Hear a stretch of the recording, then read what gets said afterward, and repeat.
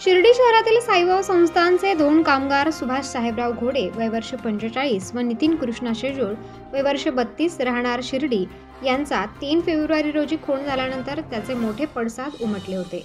दोन्ही गुन्हेगारांवर मोक्का अंतर्गत देखील कारवाई करण्यासाठी प्रस्ताव तयार केला जात असताना 7 फेब्रुवारी रोजी सायंकाळी खुनातील आरोपींना घेऊन ज्या ठिकाणी मद्यपान केले ते ठिकाण ज्या ठिकाणी हे खून झाले त्या ठिकाणी उपविभागीय अधिकारी शिरीष वमने, पोलीस निरीक्षक रणजित गलांडे यांच्या मार्गदर्शनाखाली प्रचंड पोलीस बंदोबस्तात नेण्यात आले होते।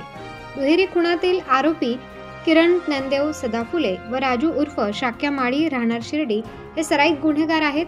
ज्या ठिकाणी मद्यप्राशन केले ते ठिकाण ज्या ठिकाणी 2 खून व एकास जखमी केले ते साकोरी शिव व नांदुरखी रस्ता या ठिकाणी या आरोपींची धिंड काढण्यात आली। यावेळी मोठा जनसमुदाय गोळा झाला होता। अशा प्रकारे या 2 खुनातील आरोपींची धिंड काढत कठोर कारवाईचे संकेत पोलिसांनी दिले आहेत। उत्तर महाराष्ट्र न्यूज नेटवर्कसाठी किशोर पाटणी, शिर्डी।